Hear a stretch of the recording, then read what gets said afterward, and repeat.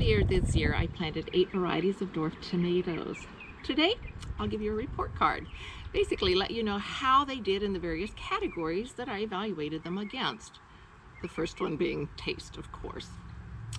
I'll also let you know what I learned from growing them this year, as well as what I'd like to do differently next year. But first, welcome to Veggy 360. For those of you who are new to this channel, my name is Linda. The key focus of this channel is growing in small spaces, so when I found out about dwarf tomatoes, I had to give them a try. After all, what's not to like? Full-size fruits on plants that only grow 3 to 4 feet tall. This compact growth habit makes them perfect for growing in containers and the taller raised beds.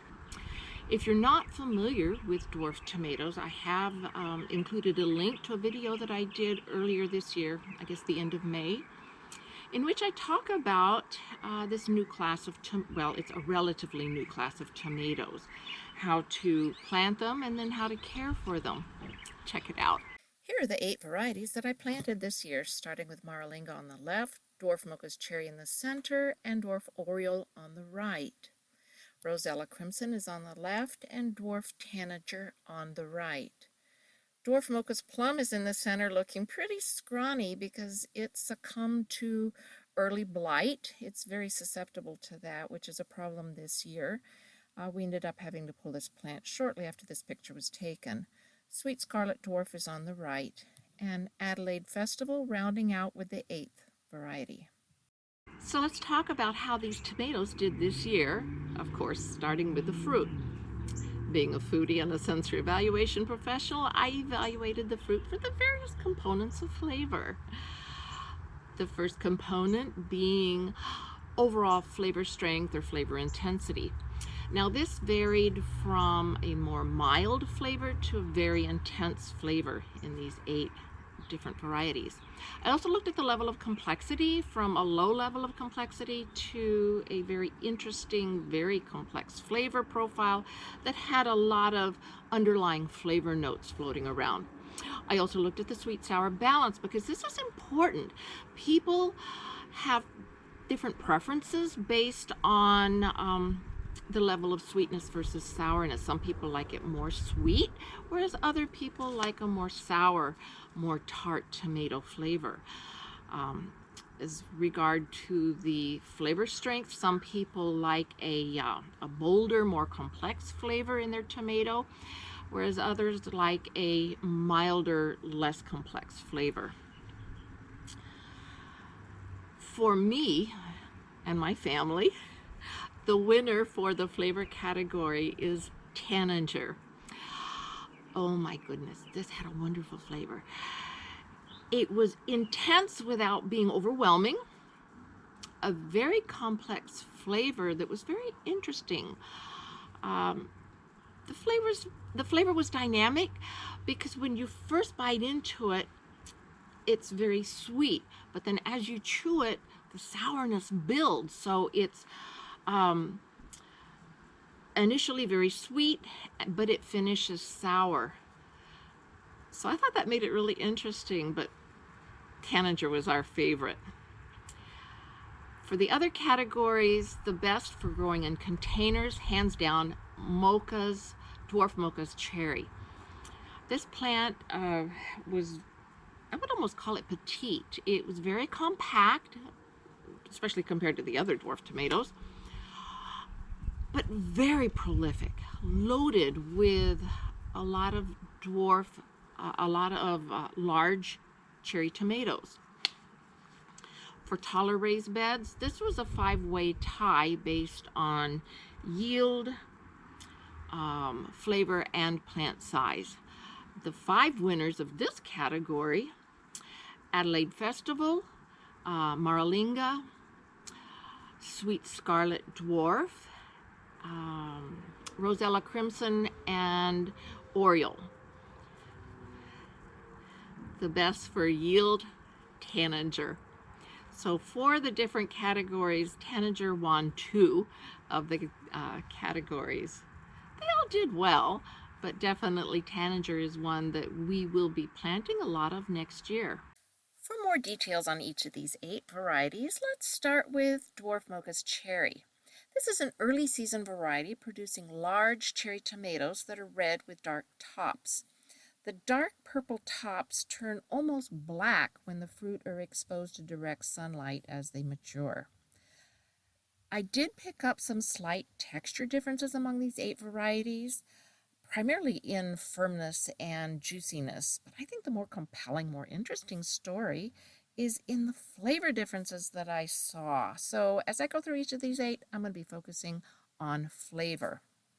Now this variety varied in flavor. Some tomatoes had a medium level of intensity and complexity, whereas others were more mild, less complex.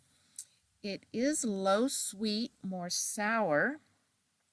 The low sweetness level is typical for high anthocyanin type tomatoes, which this particular one was bred to be. Anthocyanin is a plant pigment that gives the fruit its purple color. And it actually has some pretty good cancer-fighting properties, which is why I planted this variety at the Pearson Cancer Center garden, which is where these pictures were taken. This plant had a surprisingly high yield, which was, given the size. It's only 2 to 3 feet tall, so I guess I would consider this a petite dwarf. The small size makes it perfect for containers and the taller raised beds. Now, unfortunately, this variety is also more susceptible to blight, which is a problem this year in this area with our excessive rains in the late evening, or late afternoon, early evening. But on the good side, it did respond well to treatment. I've included a link to a video that I did on the spraying regime that I used in order to bring these plants back to life, because by mid-July, this plant was almost dead. Check out the video to see how we brought it back to the way it looks now. Dwarf Mocha's plum is also an early season variety, producing a small plum tomato that is red with dark tops, very much like the Dwarf Mocha's cherry. But the flavor, very low intensity and level of complexity. It's low in sweetness level. It's also low in the yield. I suspect, though, that the low flavor and low yields were because of the blight. It's very susceptible to blight. And we actually lost several of the plum tomato plants in the garden this year. It is a petite dwarf, growing only 2 to 3 feet tall, making it perfect for containers in the taller raised beds. So if you have a growing area that has lower humidity levels, I think this plant would do quite well, and the flavor would be better and the yields would be higher. Dwarf Oriole is a mid-season variety, producing large tomatoes that start yellow but ripen to orange. The flavor is very intense and it's well balanced, and the yield is high. Plants are only 3 to 4 feet tall. Like Dwarf Oriole, Dwarf Tanager is also a mid-season variety with large tomatoes that start yellow and ripen to orange. But this one is my favorite on flavor. As I talked about earlier in the video, it's very intense, very complex, that's got a dynamic flavor that starts very sweet but finishes more sour. It also has the highest yield of the 8 varieties, and it's also the tallest, reaching 5 feet or more. Now it also has the potato leaf, much like a brandywine variety does. Adelaide Festival has stunning medium-sized fruit that are bicolored, deep red with green gold stripes. The flavor is medium intensity. It's fairly complex, and it has a medium sweetness level with a sourness that builds. The yield is only average, though. I would consider it medium on the plants that grow 3 to 4 feet tall. Maralinga is a late season variety with medium-sized fruits that are dark reddish brown. Very intense and complex flavor that's low on sweetness and low on sourness. The yields are quite high, growing on plants that are 3 to 4 feet tall. Rosella Crimson produces medium-sized fruits that ripen to a beautiful crimson pink. It has a flavor with a medium intensity and level of complexity. The flavor is sweet, low sour. It has average yields, which grow on 3 to 4 foot tall plants. Sweet Scarlet Dwarf produces medium-sized fruits that ripen to a scarlet red. Now, this variety is actually my second favorite on flavor. It has a very intense, very complex flavor with high sweetness, high sour. It's well-balanced flavor. The yield is about average, growing on plants that are 3 to 4 feet tall. This is a potato leaf variety, much just like Tanager. I learned a lot from planting these dwarf tomatoes this year, and there's several things that I'd like to do differently next year. First one being remove excessive leaves. These plants tend to put on a lot of leaves for their compact size, and these extra leaves actually cut down on airflow through the plant. And since good airflow is critical for optimum health, these extra leaves really do need to be removed. Second thing I would do differently is to start the spraying regime earlier in the season in order to reduce the impact of blight and other tomato leaf spot diseases. I'd also do a better job refreshing the potting mix anytime I reuse that mix in the container. This year I planted several of the plants in containers that I had things growing in last year, last summer, fall, as well as the spring. So the soil fertility, I guess, wasn't that great. I had added compost whenever I planted something in there, but for the size of the container, I guess it needs more nutrients. So a smarter thing to do would be to use some organic fertilizer whenever I reuse the potting mix, because plants planted in this reused mix really were smaller. They were less robust and yields were lower. So organic fertilizer next year.